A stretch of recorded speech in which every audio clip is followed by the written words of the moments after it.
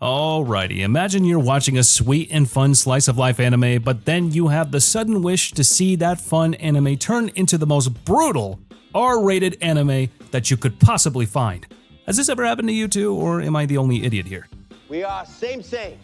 Oh, thank God, I'm not the only one. Okay, if you truly have, then today I have just the list for you. Because today I'm going to tell you about the top 10 anime that turned really dark, really fast.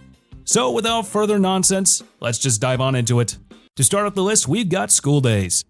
This show starts off as a conventional romance anime featuring a high school student who becomes infatuated with, well, another high school student obviously, and the first couple of episodes depicted the typical high school love triangle with some lighthearted and romantic crap. However, the series' infamous tonal shift, particularly in the final episodes, was quite interesting, to say the least.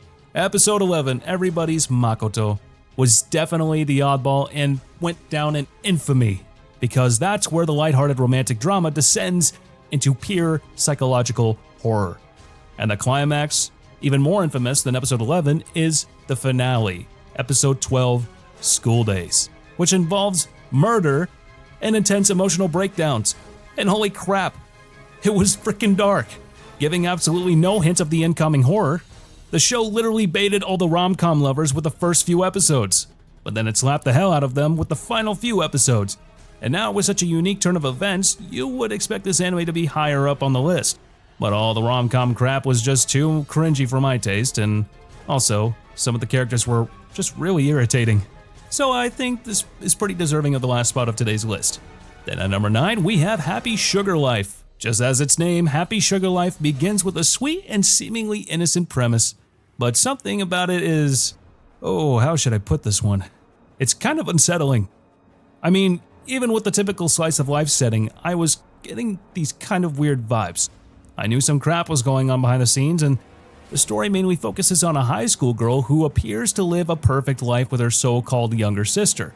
However, just as I hoped for, the tone took a dark turn when it became clear that the main character's happy sugar life was built on a foundation of lies, kidnapping, and even murder. And you don't have to wait for 10 episodes to enjoy the big twist, you get slapped with it in the very first episode. And after that, it all goes downhill from there. As if the first episode wasn't even enough, this 180-degree U-turn is almost like Madoka Magica, but with less magical stuff involved here. When I was watching it for the first time, the cute art style was enough for me to have an expectation that was definitely not something that this anime was going to offer. The first episode was enough to throw me off the rails, and the main character is basically what you would call a yandere, who is just a little bit extreme and a little bit psychotic, and maybe just a little bit, alright, she's crazy, okay? So if you want to see a psychologically twisted girl do some pretty dark stuff, this anime is your paradise. After that, at number 8, we have Rumbling Hearts. Now this show starts off as just another typical romance drama with two high school students navigating their feelings for each other. Aww. And the series takes a drastic turn in episode 2, or properly in episode 3, where a tragic car accident leaves one of the lovers in a coma. Now this event shifts the tone from a lighthearted romance to a deep, emotional drama, exploring themes of guilt, loyalty, and the complexities of love. And when I say that this stud was dark, I mean it's dark. And the next episode had no intention of brightening up the mood. They dive further into the emotional turmoil experienced by the side characters as they cope with the aftermath of the accident. And if you have the courage to binge this anime in one single day, the severe contrast between the early episodes' romantic undertones and the heavy dramatic themes that follow highlights the series' exploration of human emotions and the impact of life-altering events. All these will be enough to turn you into Thorfinn himself.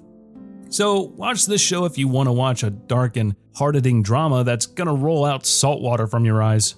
Next up at number 7, we've got Talentless Nana, a show that initially presents itself as another magical academy anime where the main character goes to an academy where students possessing special abilities train to protect humanity.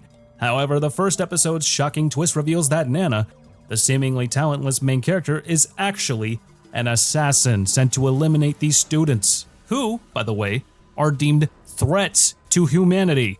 Now this twist immediately shifts the tone from a standard shonen setup to a psychological thriller.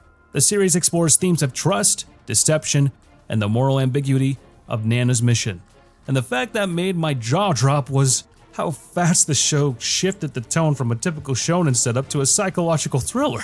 The blend of light and dark elements and the contrast between the vibrant school setting and the dark undertones of Nana's true purpose is something you don't usually see in an anime. So if you are to enjoy some unique anime that will play with your brain, this show is the one for you. Then at number 6 we have School Live. Now when you see this show for the very first time, the cheerful art style is enough to make you feel relaxed. And then the end of the first episode happens. It comes and slaps the crap right on out of you. School Live initially portrays the daily lives of 4 girls in a high school club. However, the tone shifts dramatically when the story unfolds and it's revealed that the school, it's overrun by zombies, and that the main character, well, to be blunt, she's delusional, imagining a normal school life to cope with the trauma. This revelation transforms the series from a lighthearted slice of life into a psychological horror anime. The complete upside-down realities between the main character's cheerful delusions and the harsh reality create a haunting atmosphere, exploring themes of survival and mental resilience. The show's ability to blend cute characters' designs with dark, suspenseful storytelling is really good. But all that said, there are some issues with it as well. But this isn't the video for that, so if you want to have a twisted and fun watch, go and watch this show. You're gonna enjoy it at the very least. And after that, at number 5, we have Girls' Last Tour. Alright, let's get straight to the point here. The show follows the journey of 2 girls in a post-apocalyptic world. At first glance, the anime seems like a harmless slice of life as the girls explore their dystopian surroundings with some curiosity and philosophical thoughts. But as you would expect, that changes. I mean, why else would it be on this list? The tone shifts dramatically in episodes like 6 and 9 where the girls face life-threatening situations that highlight the instability of their existence. This show underscores the fragility of human life and the constant danger lurking in the world. Now, the contrast between their innocent exploration and the harsh realities they face is quite bizarre and creates a hauntingly beautiful atmosphere. Themes of existentialism, survival, and the search for meaning in a seemingly meaningless world are what both the characters and you will face during the show. So with that in mind, go and watch this show. But trust me, you'll love it, believe me. Then at number 4, we have Katanagari, a show that begins as a vibrant and stylized action-adventure series following the 2 leads on their quest to collect the 12 deviant blades. The series maintains a consistent tone of adventure and excitement, but then of course it dives into darker themes in episodes like Beat to Sword, the Sword of Exile, and here the consequences of their quest become quite apparent, revealing the depth of one of the main characters' past and the sacrifices they made along the way. The exploration of themes of power, betrayal, and the true cost of their mission adds layers of complexity to the story and easily sails it over the other shows that were before it in this list. Because unlike some other shows on this list, this show manages to make the viewers connect to the characters and the story. You understand what's at stake, and you feel for the characters. So if you are ready to watch some good anime, this is the one. Next up on the 3rd spot, we've got Clad. Well, this is probably the most popular one on the list, and that's for its emotional depth and dramatic tonal shifts.